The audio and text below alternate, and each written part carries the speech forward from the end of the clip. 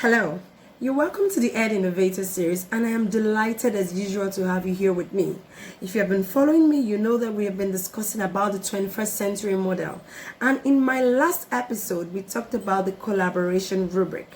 And in the collaboration rubric, we learned how to code our lesson activities to be able to gauge the different levels of collaboration going in our classroom.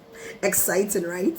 And today we are going to be exploring different lessons. I'll be showing you different lessons, practical examples, so you can decide for yourself which code and which level of collaboration is going on.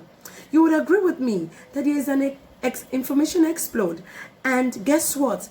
People are beginning to see how to assess information themselves, students actually, and in doing so we need to move from being knowledge transferers to knowledge facilitators, to being guides, to being able to help our children enhance their innate abilities, to being able to develop their 21st century skills. And that is what we are right now. That is what we should become as educators. And remember the law of 21st century learning, which I coined, that the quality of innovative teaching practices is directly proportional to the outcomes of students in a learning environment, providing all the conditions are met. And what are these conditions? We said they are the school re-engineering. We talked about the culture, the processes, the leadership. We also talked about the innovative teaching practices being applied by teachers. And lastly, we talked about the future-ready skill sets of our children.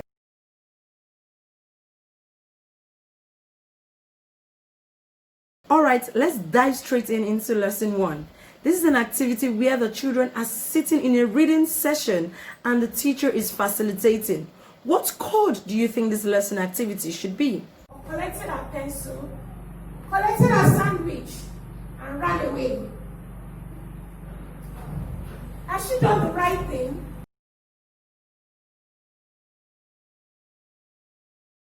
So yes, the children are working in a group in this activity.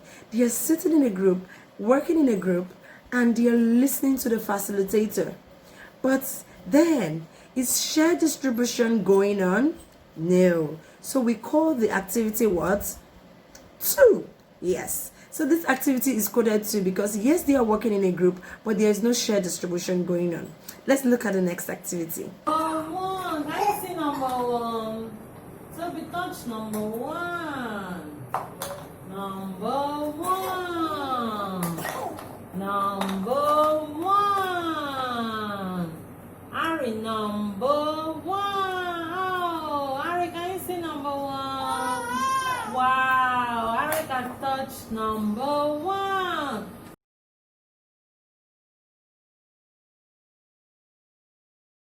Don't you just love babies? And that was a crèche. In the crèche, the babies sat together in a group. And yes, they were actually sharing responsibility. They were looking at the numbers, they were responding to their teacher, and they were identifying the numbers. They were all participating in the activity together. Yes, shared responsibility was going on. What do you think? The code is what? Code 3. Because they were working together in a group and shared responsibility was going on. Let's look at the next activity. What are you doing next? What are you doing next? What are you doing in the middle? You're joining all of them together. Okay, so how do you join them together? Yes, how do you join them together?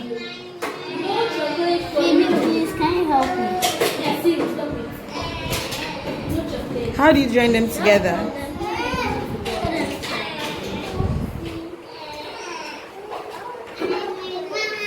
Good.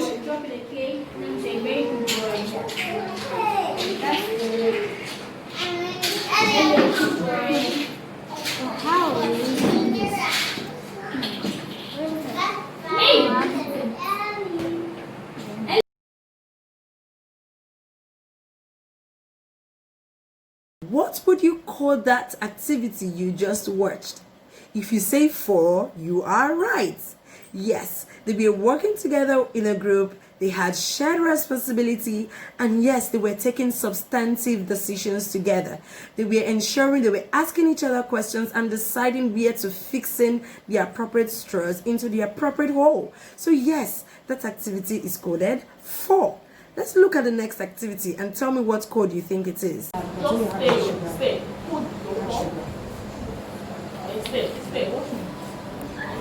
Stay properly.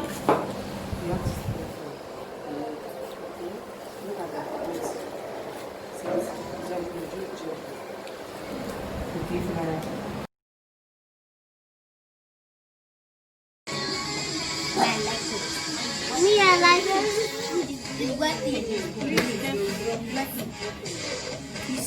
Just take it one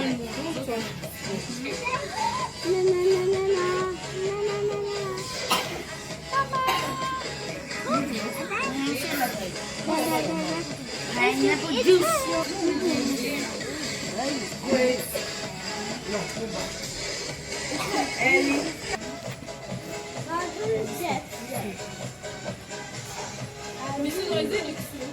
Move back a bit.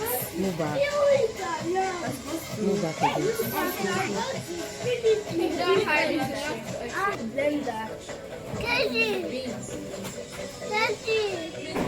Sorry. You're supposed to use the chopping board. Always remove your hand. I use that.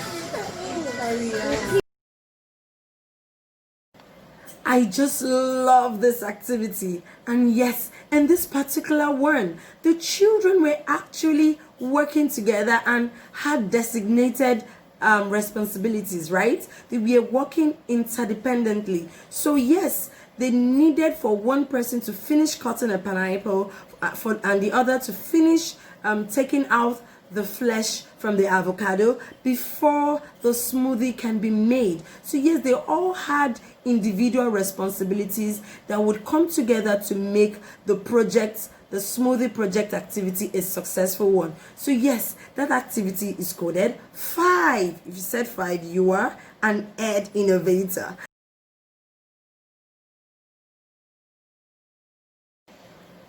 Wow, I'm sure you had an amazing time deciphering how to code each lesson activity, and I'm sure now you can successfully prepare your lessons and achieve the highest level of collaboration in your classrooms. It was exciting, right? So yes, go forth and ensure that your virtual classrooms and your physical classrooms are as collaborative as possible.